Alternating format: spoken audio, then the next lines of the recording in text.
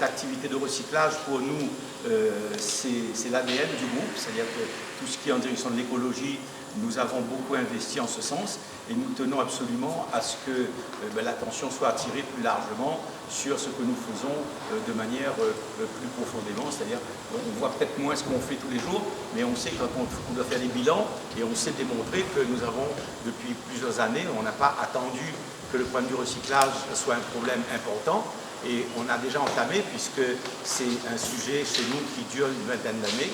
Et aujourd'hui, donc, l'occasion, c'est de vous montrer ce que nous faisons, par exemple, par rapport à un produit comme le polystyrène, qui est extrêmement présent dans l'île, puisque nous sommes dans une île où nous vivons d'importation. Et bien évidemment, entre l'agroalimentaire, entre les pièces détachées, entre les pare-brises, on entend beaucoup de publicité. Vous imaginez que tout ça, ça arrive avec beaucoup de précautions. Et le polystyrène a effectivement les qualités intrinsèques pour gérer cet emballage qui doit prendre en compte toutes les précautions d'usage. La réunion d'aujourd'hui a justement pour objectif principal la création de filières, c'est-à-dire avec le CEBTP, avec la région Réunion qui a donc la compétence en la matière, nous travaillons justement pour créer la filière REP. Tout le polystyrène va en décharge et enfoui donc dans toutes nos décharges que nous savons aujourd'hui saturées. Le polystyrène que l'on retire aujourd'hui et qui sont apportés par les clients vient essentiellement des hôpitaux dans un premier temps. Mais nous avons également des conventions que nous allons pouvoir mettre en place avec aussi bien les grandes surfaces, avec l'agroalimentaire, avec le monde de l'automobile.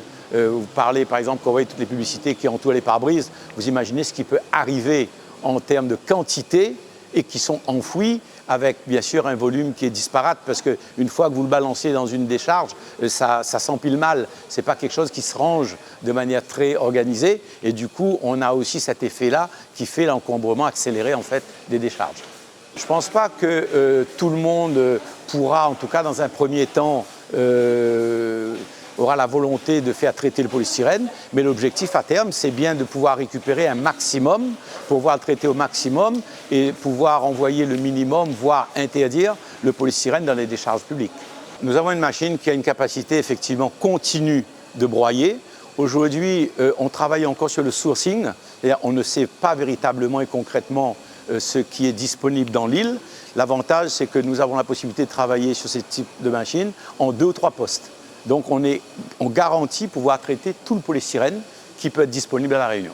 Nous ici on pourra recevoir ce qu'on appelle les grosses quantités avec directement les producteurs dans le cadre de la filière REP et pouvoir le traiter en direct. Mais sur les petites quantités ménagères, etc., je pense que cela appartiendra beaucoup plus aux collectivités. On s'est donné quelques mois, j'allais dire, pour éduquer quelque part les producteurs de déchets pour qu'ils voient qu'il existe une filière.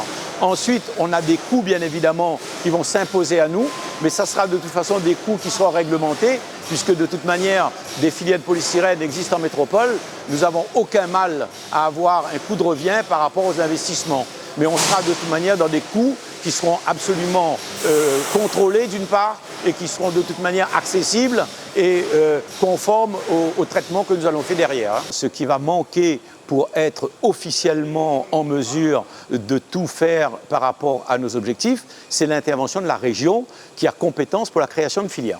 Donc nous, on revendique cette création de filières et nous avons fait les investissements pour pouvoir, puisque c'est une chose de vouloir créer la filière. Encore faut-il qu'il y ait concrètement le traitement possible. Nous, on a fait un peu les choses à l'envers. On a d'abord fait des installations et on dit maintenant aux donneurs d'ordre et aux responsables de création de filière, créez maintenant la filière puisque les machines existent pour pouvoir les broyer. Donc ça peut aller extrêmement vite. C'est une volonté politique et je sais que de ce côté-là, il n'en manque pas puisque la problématique de déchets est devenue un problème important sur l'ensemble du territoire et peut-être qu'on n'a pas eu véritablement le braquet suffisamment mis sur ce produit en particulier, sur le polystyrène.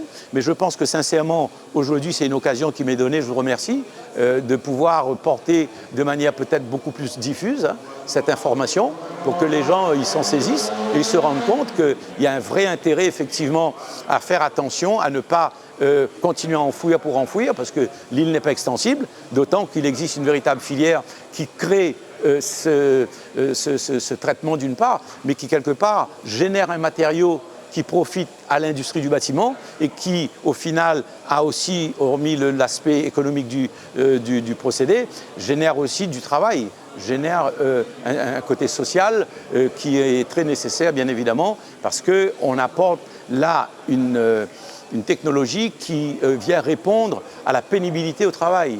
Et bien sûr que le bâtiment est un monde qui est dur, mais dès lors où on donne des matériaux qui sont beaucoup plus faciles à mettre en œuvre, je pense qu'on devrait pouvoir inciter les gens à un retour en direction du bâtiment.